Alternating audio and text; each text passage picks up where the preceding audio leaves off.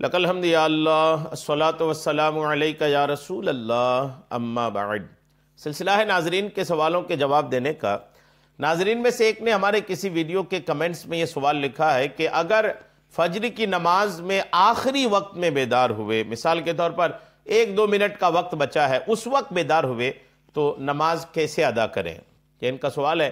मैं इंशाअल्लाह आपको जवाब पेश करता हूँ, तवज्जो के साथ आप जवाब इस सवाल का सुनिए।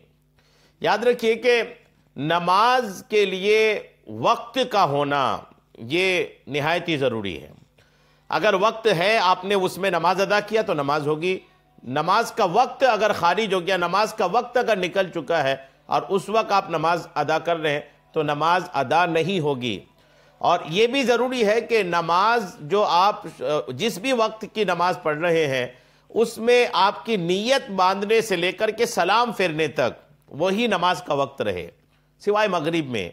मगरिब में ये मसला है कि मगरिब की नमाज में अगर आपने नमाज शुरू जब किया था उस वक्त था असर की नमाज में, यानी असर की नमाज में जब आपने नियत बांधा था उस वक्त आपका असर का वक्त था, लेकिन सलाम फेरने तक आपका असर का वक्त ख़त्म करके मगरिब का वक्त शुरू हो चुका था सलाम फेरने से पहले। तो ऐसी सूरत हाल में भी नमाज हो जाएगी। लेकिन बाकी दीगर वक्तों में यह मसला है कि यह ज़रूरी है, खासकर फजर में तो बहुत ही ज़्यादा ज़रूरी है कि आपने जिस वक्त नमाज शुरू की उस वक्त से लेकर के सलाम फेरने तक फजर का वक्त रहना चाहिए। अगर आपने नमाज की नियत बांधा और नियत बांध करके आपने सलाम फेरने से पहले अगर आपने सूरज निकल चुका था तो आपकी नमाज नहीं होगी। अब आपने सवाल लिखा कि 1 मिनट का वक्त है, अब बेदार हुए हैं, तो 1 मिनट में अब क्या करेंगे? वज़ू या तयम्मुम भी ज़रूरी है। तयम्मुम भी करेंगे तो भी 1 मिनट का या 50 सेकंड का वक्त तो चाहिए कम से कम। 50 सेकंड में अगर तयम्मुम भी किए तो फिर 50 सेकंड में नमाज कहाँ से हो जाएगी? या वज़ू बना लिए तो 1 मिनट में नमाज कहाँ से हो? 1 मिनट में 2 रकत नमाज कैसे पढ़ लेंगे? जो उसके तादील अरकान की रियायत के साथ नमाज के फ़राइज़ वाजिबात को मलहूज़ रख कर के अगर पढ़ना चाहे 2 रकत नमाज भी, तो आपको 4-5 मिनट का वक्त तो चाहिए।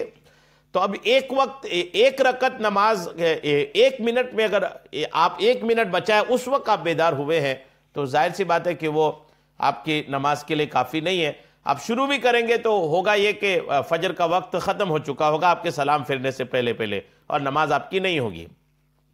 ऐसी सूरत हाल में क्या करें? आप सुनिए कि तुलुए आफ्ताब यानी सूरज निकलते वक्त इस्तिवा, यानी जब सूरज बिल्कुल दरमियान में होता है, और गुरूब आफ्ताब यानी सूरज गुरूब होते वक्त कोई भी नमाज पढ़ना जायज़ नहीं है। सूरज जब निकल रहा उस वक्त कोई नमाज जायज़ नहीं है। हदीस पाक में है कि हज़रत उक़बा बिन आमिर रज़ियल्लाहु ताला अन्हो बयान करते हैं कि हुज़ूर नबी अकरम सल्लल्लाहु ताला अलैहि वसल्लम हमें 3 औक़ात में नमाज पढ़ने और अमवात को यानी मुर्दों को दफन करने से रोकते थे। एक तुलुए आफ्ताब के वक्त जब तक कि वो बुलंद ना हो जाए, दूसरे ठीक दोपहर के वक्त तावक्ते के जवाल ना हो जाए, तीसरे गुरूब आफ्ताब के वक्त तावक्ते के वो मुकम्मल गुरूब ना हो जाए। जी हाँ, मुस्लिम शरीफ की जिल्द 1 की सफ़ा 568 की हदीस नंबर 831 है।